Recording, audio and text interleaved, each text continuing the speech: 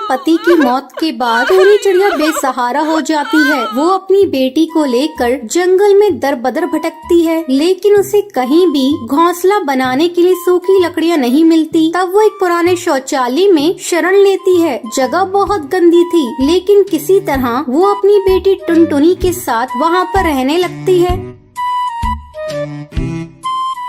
टुनटुनी, ओ टुनटुनी, बेटा जल्दी उठो। तुम उठती हो या मैं लाऊं ठंडा पानी? ठंडा ठंडा पानी जब पड़ेगा तेरे बदन पे तो तेरी जल्दी आँख खुल जाएगी। जल्दी उठ बेटा, तेरे स्कूल का टाइम भी हो रहा है, अभी तुझे तैयार भी होना है। क्या माँ, सोने दो ना अभी थोड़ी देर, बहुत जल्दी उठा देती हूँ। बेटा जल्दी कहाँ है? सुबह के 10 बज रहे हैं। माँ, मैं इतना अच्छा सपना देख रही थी, तुमने मेरा सपना तोड़ दिया। चल उठ सपने की बच्ची, गरीब का सपना कभी सच होता देखा है? इतनी बड़ी हो गई है, लेकिन अक्ल तुझे अभी तक नहीं आई। चल उठ बेटा, बाकी के सपने कल देख लेना। अच्छा माँ, अब भाषण देना बंद करो, मैं जा रही हूँ तैयार होने। जब तक टुनटुनी स्कूल के लिए तैयार होकर आती है, तब तक आप मेरे चैनल को सब्सक्राइब कर लीजिए।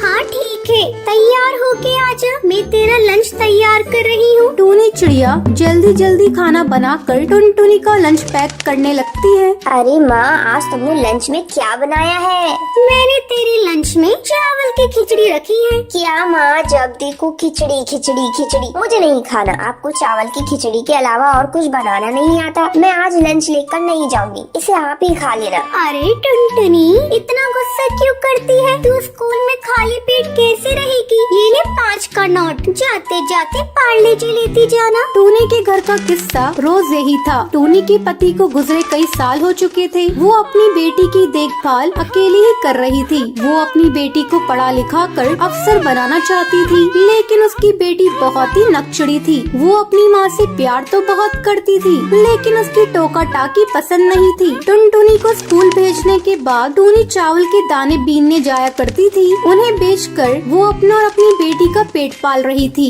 आज कैसे लेट हो गई टूनी चिड़िया? क्या करूं, मेरी एक छोटी बेटी है, उसे स्कूल भेजने के बाद ही मैं दाना ढूंढने जाती हूँ। क्या करूं, मेरी बेटी बहुत आलसी है, सुबह उठने में बहुत परेशान करती है, उसी के चलते देर हो जाती है। ठीक है, अब ज्यादा बातें मत बनाओ, ये लो अपने पैसे।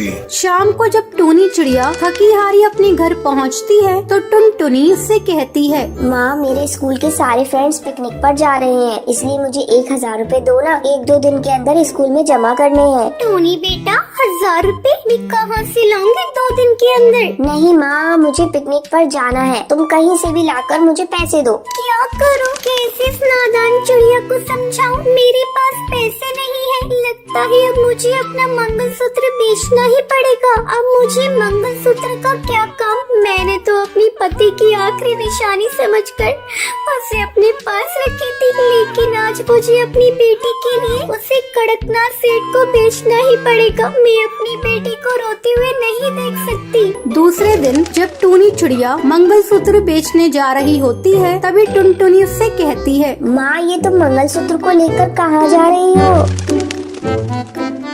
बेटा, तेरे पिताजी तो रहे नहीं, इस मंगलसूत्र का क्या काम? इसे बेचकर मैं तेरे पिकनिक की फीस भर दूंगी।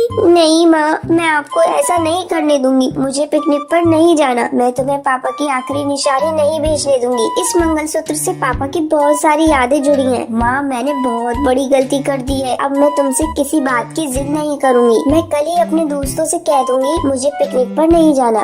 बेटा, तू बहुत समझदार हो गई है, मुझे तो चिंता हो गई थी, मैं तेरी जिद को कैसे पूरा करूंगी। चलो माँ, अपने आंसू पोंछ लो। फिर दोनों खुशी खुशी रहने लगती हैं। तो ये थी आज की कहानी कि आपको पता है टूनी चिड़िया अपनी बेटी को कितने पैसे लंच में देती है? अगर आपको पता है तो आप हमें कमेंट करके जरूर बताएं। अगर आपको ये वीडियो पसंद आई हो तो इसे लाइक और ऐसी कहानियाँ देखने के लिए मेरे चैनल को सब्सक्राइब करना ना भूलें। एक बगीचे में बहुत सारे पक्षियों ने अपना एक खूबसूरत सा आशियाना बना रखा था, जिसमें वो अपने बच्चों के साथ रहते थे।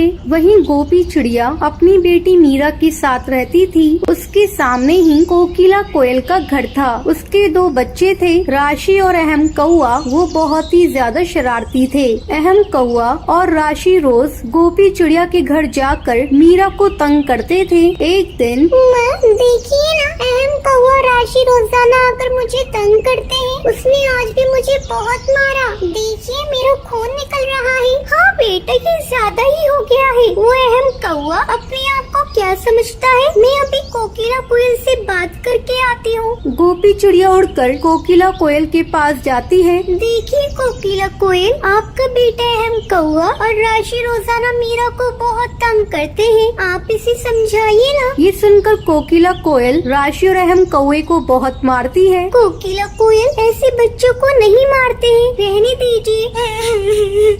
माँ, हम तो मीरा के साथ खेलने जाते हैं। उन्हें लगता है मुझसे मार रहे हैं। पूछ लो राशि से। अहम कौआ, ऐसा बोलना चाहिए था ना। चलो मेरे घर, अब तुम तीनों एक साथ खेलना। अब अहम कौआ, राशि, मीरा एक साथ खेलते थे। ऐसे ही काफी महीने गुजर जाते हैं। एक दिन बहुत तेज तूफान आता है, जिसकी वजह से सारे पक्षियों के घर टूट जाते हैं और वो उसमें दबकर मर जाते हैं। वहीं एक डाली पर कोकिला कोयल की बेटी राशि रो रही थी।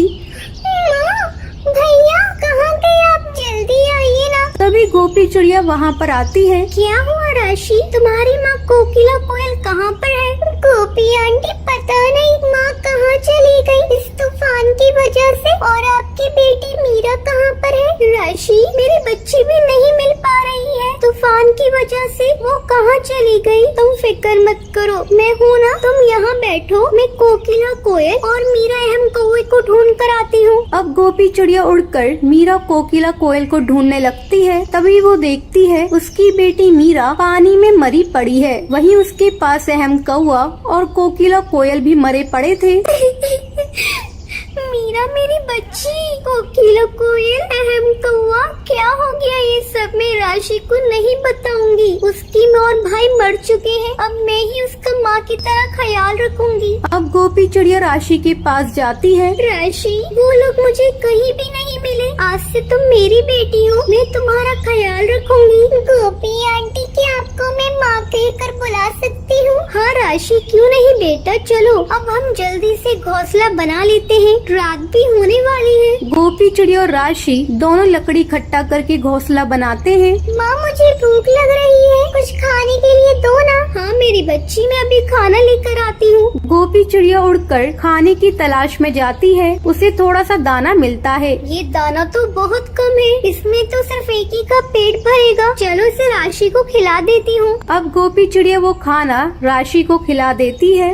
माँ, आप बहुत अच्छी हैं। अगर मेरी असली माँ भी होती तो वो मेरा इतना ख्याल नहीं रख पाती। अब गोपी चिड़िया अपनी संतान को भूलकर कोयल की बेटी को बड़ी ममता के साथ पालती है। तो ये थी आज की कहानी। क्या आपको पता है कोकिला कोयल के बच्चों का क्या नाम था? अगर आपको पता है तो आप हमें कमेंट करके जरूर बताएं। अगर आपको ये वीडियो पसंद आई हो तो इसे लाइक और ऐसी कहानियाँ देखने के लिए मेरे